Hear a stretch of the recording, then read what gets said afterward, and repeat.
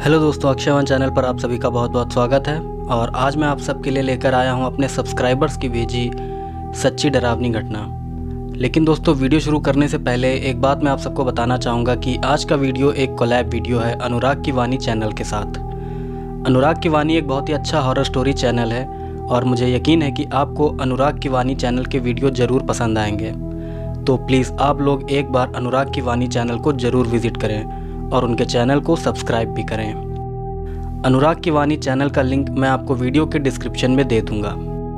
तो अब आते हैं आज की हॉरर स्टोरी पर। आज जो डरावनी घटना मैं आपको बताने जा रहा हूं वो मुझे रांची से क्षितिज जी ने भेजी है। तो अब आगे की घटना मैं आपको उन्हीं के नज़रिए से बताऊंगा। मेरा नाम क्षितिज सहाय है। मैं झारखंड के रांची शहर का रहने वाला हूँ और आज मैं आप सबको अपने साथ हुई एक बहुत ही भयानक और बहुत ही अजीब घटना बताने जा रहा हूँ। ये घटना मेरे साथ इसी साल 27 जनवरी को हुई थी। दरअसल मैं 11वीं क्लास में पढ़ता हूँ, पर मैं साथ में ही इंजीनियरिंग की तैयारी भी कर रहा हूँ। इंजीनियरिंग की तैयारी मैं ट्यूशन लेकर करता हूँ। मेरा ट्यूशन शाम 6 बजे से रात के 8 बजे तक चलता है। तो 27 जनवरी की रात 8 बजे जब मैं ट्यूशन से छूटा तब मेरे दोस्तों ने मुझसे कहा कि यार चलो कहीं घूम कर आते हैं। फिर हम वहाँ से थोड़ी दूर एक पहाड़ पर चले गए। मेरे दोस्तों ने बियर पीने का प्लान बनाया हुआ था। उन्हें पता था कि मैं नहीं पीता हूँ, इसलिए मेरे दोस्त मुझे अपने साथ ले गए थे ताकि जब वो नशे में हो जाएं तो मैं उनको उनके घर छोड़ दूँ। फिर दोस्तों की बियर पार्टी ख़त्म होते होते रात के 9 बज गए तो मेरी मम्मी मुझे फ़ोन करने लगी। मैंने मम्मी से झूठ बोल दिया कि आज ट्यूशन देर तक चलेगा। फिर मैंने अपने दोस्तों को उन्हीं की बाइक से उनके घर पहुँचा दिया। मेरा ट्यूशन सेंटर मेरे घर से ज़्यादा दूर नहीं है, इसलिए मैं पैदल ही ट्यूशन जाता हूँ और मेरे घर से मेरे दोस्तों का घर भी बस 1 किलोमीटर की दूरी पर ही है। तो मैं अकेले ही पैदल घर की तरफ चल दिया। मुझे वैसे भी रात को अकेले कहीं भी जाने से डर नहीं लगता है। फिर घर की तरफ जाते हुए अचानक से मुझे याद आया कि रास्ते में बहुत से कुत्ते होंगे, इसलिए मैंने घर जाने के लिए एक दूसरा रास्ता ले लिया। ऐसा इसलिए क्योंकि मुझे कुत्तों से बहुत डर लगता है। फिर मैं एक दूसरे सुनसान रास्ते से होकर घर की तरफ जाने लगा। इस दूसरे रास्ते से मैं बहुत कम ही आता जाता था। फिर उस रास्ते पर थोड़ा आगे बढ़ते ही मुझे एक बच्चा दिखाई दिया। उस बच्चे की उम्र लगभग 10-12 साल रही होगी। उसको देखने से ही लग रहा था कि वो बच्चा बहुत डरा हुआ है। मैंने सोचा शायद वो लड़का रास्ता भटक गया है और ऐसी सुनसान जगह पर होने की वजह से वो डर रहा है। इसके बाद मैं उसके पास गया और उससे पूछा कि इतनी रात को तुम यहाँ अकेले क्या कर रहे हो और तुम्हारा घर कहाँ है। मेरी बात पर उस बच्चे ने कहा कि मेरा घर बस थोड़ा आगे ही है। बच्चे की बात सुनकर मैंने उससे कहा कि ठीक है, चलो मैं तुम्हें तुम्हारे घर तक छोड़ देता हूँ। इसके बाद मैंने उस बच्चे का हाथ पकड़ा और उसको लेकर आगे चलने लगा। फिर वहाँ से थोड़ा आगे बढ़ते ही उस बच्चे ने कहा कि मेरा घर आ गया है। मैंने उससे कहा कि कहाँ है तुम्हारा घर। तो उसने एक छोटे से घर की तरफ इशारा करके मुझे अपना घर दिखाया। उस घर को देखकर मैं सोच में पड़ गया कि आखिर यह घर मुझे पहले क्यों नहीं दिखा। फिर मैंने सोचा शायद मैं यहाँ से कम ही आता जाता हूँ, इसलिए मैंने इस घर पर ध्यान नहीं दिया होगा। फिर मैंने वहीं खड़े रहकर उस बच्चे को उसके घर के अंदर जाते हुए देखा। इसके बाद मैं भी अपने घर चला गया। मैं जब घर पहुंचा तो मम्मी मुझे डांटने लगी। वो कहने लगी कि आखिर इतनी देर तू कहाँ था। मैंने उनसे फिर वही झूठ बोल दिया कि आज ट्यूशन देर तक चला, इसलिए मुझे आने में देर हो गई। इसके बाद मैं खाना खाकर सो गया। फिर रात को अचानक से मेरी नींद खुली तो मैंने महसूस किया कि मुझे ठंड बहुत लग रही है और मेरे हाथ में खुजली भी हो रही है। तब मैंने सोचा कि शायद ठंड का मौसम है, इस वजह से मुझे ठंड लग रही है। और खुजली के बारे में मैंने सोचा कि शायद मेरे हाथ में कोई इन्फेक्शन हो गया है, जिस वजह से मेरे हाथ में खुजली हो रही है। मैंने इस बात पर बिल्कुल ध्यान ही नहीं दिया कि अपने जिस हाथ से मैंने उस बच्चे का हाथ पकड़ा था सिर्फ उसी हाथ में खुजली हो रही थी। खैर, इसके बाद मैं अपने हाथ को खुजाते खुजाते दोबारा सो गया। फिर सोने के बाद मुझे सपने में वही बच्चा दिखाई दिया। वो बच्चा सपने में मुझसे कह रहा था कि शुक्रिया भैया मेरी मदद करने के लिए। ये सपना देखते ही मेरी नींद खुल गई। फिर मैंने घड़ी पर नज़र मारी तो देखा कि रात के 2 बज रहे थे। उस सपने से मैं बहुत डर गया था। यही नहीं बल्कि अब मुझे अपने कमरे में किसी के होने का एहसास भी हो रहा था। तभी अचानक से मुझे अपने बेड से थोड़ी दूर एक बच्चे की परछाई दिखाई दी। मैं अपने कमरे में अंधेरा करके सोता हूँ, इसलिए मैंने तुरंत अपने मोबाइल की फ्लैश लाइट उस जगह पर मारी जहाँ पर मुझे वो परछाई दिखाई दी थी, लेकिन वहाँ पर अब कोई भी नहीं था। इसके बाद मैं अपने मोबाइल की फ्लैशलाइट बंद करके लेट गया। मुझे अब भी बहुत डर लग रहा था, लेकिन फिर भी मैं चुपचाप सोने की कोशिश करने लगा। लेकिन जैसे ही मुझे नींद आने लगी वैसे ही मुझे फिर से कोई आवाज़ सुनाई दी। वो आवाज़ सुनकर मैं एकदम से उठकर बैठ गया। अब की बार ये आवाज़ मेरी टेबल की तरफ से आ रही थी, इसलिए मैंने फ़ौरन ही अपने मोबाइल की फ़्लैशलाइट ऑन करके उस टेबल की तरफ घुमा दी जहाँ से वो आवाज़ आई थी।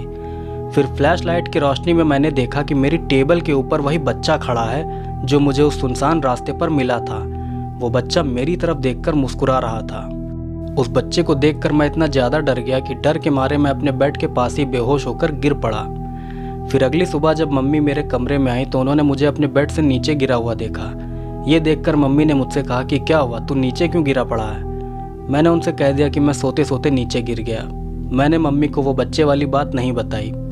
इसके बाद पूरा दिन मैं यही सोचता रहा कि रात को जो मैंने देखा था वो सच था या मेरा वहम। जो भी हो, पर मुझे अभी भी बहुत डर लग रहा था। इसलिए मैंने शाम को नहा धोकर पूजा की और उसके बाद मैंने अपने पूरे कमरे में गंगा जल छिड़का। फिर इस घटना के 2 दिन बाद ही मैं उस बच्चे के घर भी गया। ये वही घर था जहाँ पर मैंने उस बच्चे को जाते हुए देखा था। लेकिन हैरानी की बात है कि वहाँ पर कोई घर ना होकर बस एक खंडहर था।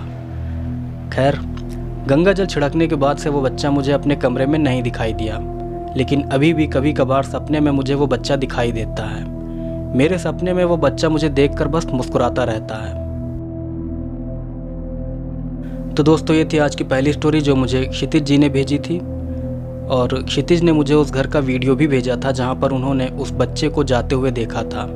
हालांकि वो घर कोई घर नहीं बल्कि एक खंडहर था। ये बात खुद क्षितिज जी ने मुझे बताई थी। तो आप भी देखिए उस भूतिया घर का ये वीडियो।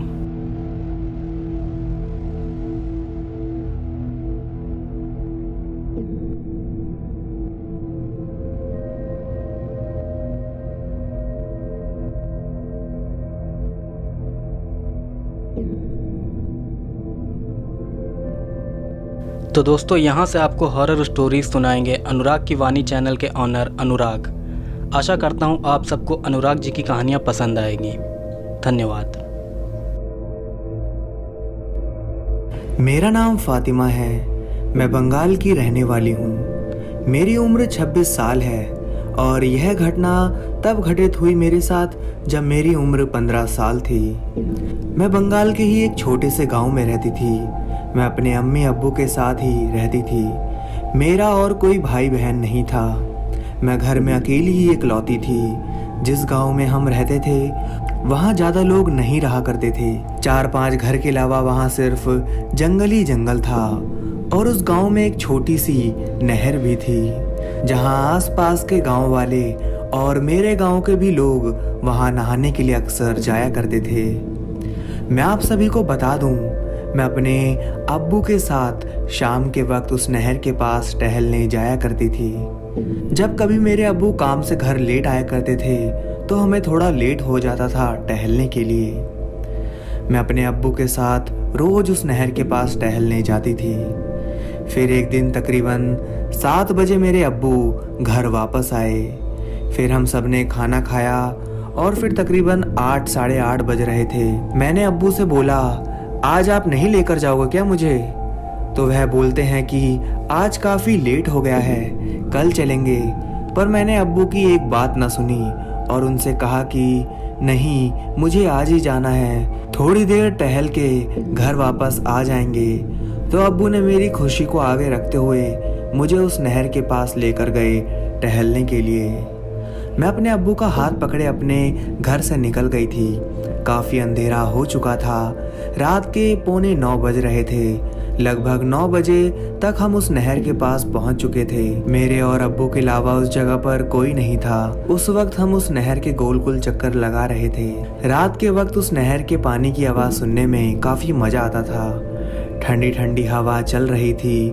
मौसम भी चरम सुख दे रहा था। अभी मेरे अब्बू मेरे से बोलते हैं, आओ नहर के पास थोड़ा बैठ जाते हैं। उनके इतना कहते ही मैं और अब्बू दोनों नहर के पास जाकर बैठ गए और पानी की आवाज़ का आनंद लेने लगे। तभी अचानक से मुझे घबराहट सी होने लगी। जो आसपास का वातावरण था, जो ठंडा था, अब वह और भी ज़्यादा ठंडा महसूस होने लगा था। मुझे साथ ही अब इतनी ज़्यादा ठंड लग रही थी कि मैं कांपने लगी थी। इन सब के बारे में मैंने अपने अब्बू को नहीं बताया। मैं और मेरे अब्बू लगभग आधा घंटा उस नहर के पास बैठे रहे। हमारे आसपास सिर्फ पेड़ ही पेड़ थे। 5 मिनट बाद ही अब्बू मेरे से बोले, एक चक्कर और लगाकर अब हम घर वापस लौट जाएंगे। मैंने अब्बू की तरफ देखकर सिर हाँ में हिला दिया।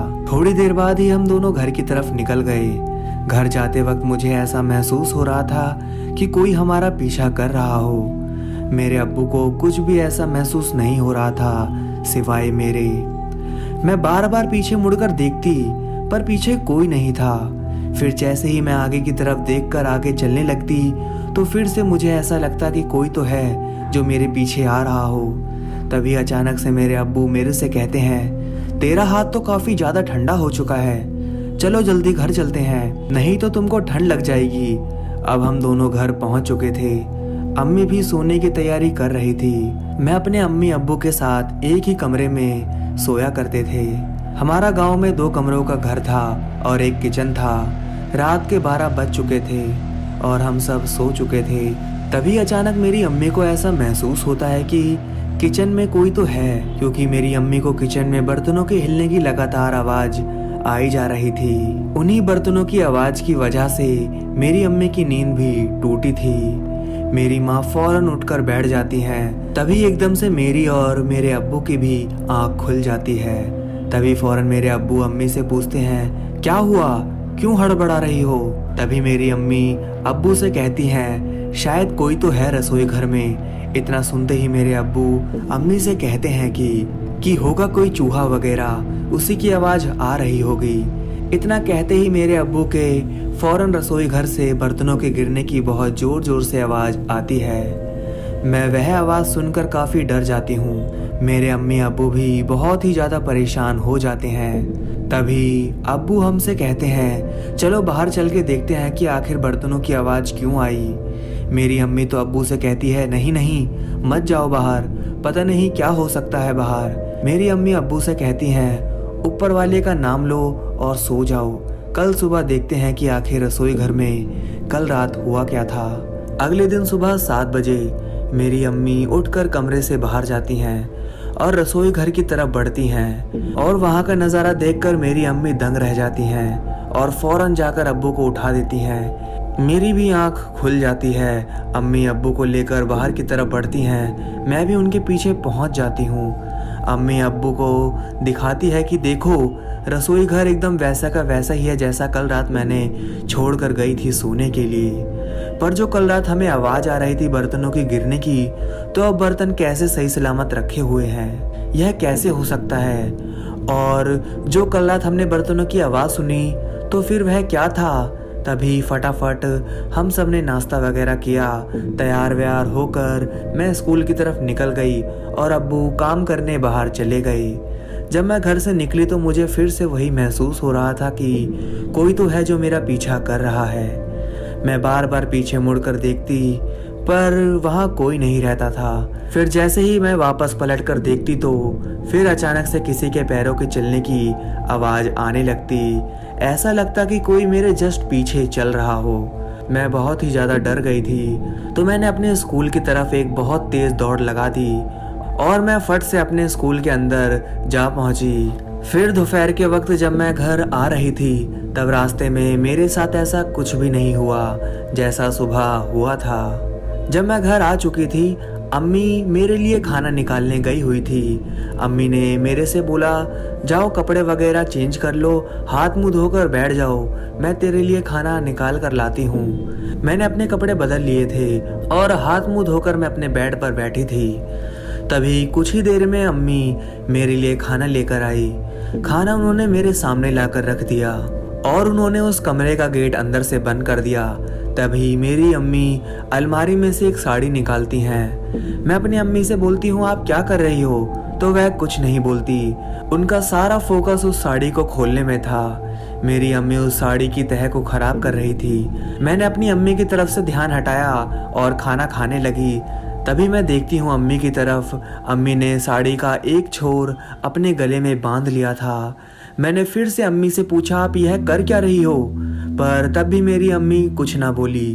तभी मैं देखती हूँ अम्मी साड़ी के बीच के हिस्से से पंखे की तरफ बांध देती हैं। मुझे कुछ भी समझ में नहीं आ रहा था कि आखिर अम्मी करना क्या चाहती हैं। उस वक्त मैं बहुत छोटी थी, इसलिए मुझे इस बारे में कुछ पता ही नहीं था। तब एकदम से मेरी अम्मी जोर जोर से सर हिलाने लगती हैं और उनकी आंखें भी एकदम से बिल्कुल काली पड़ जाती हैं।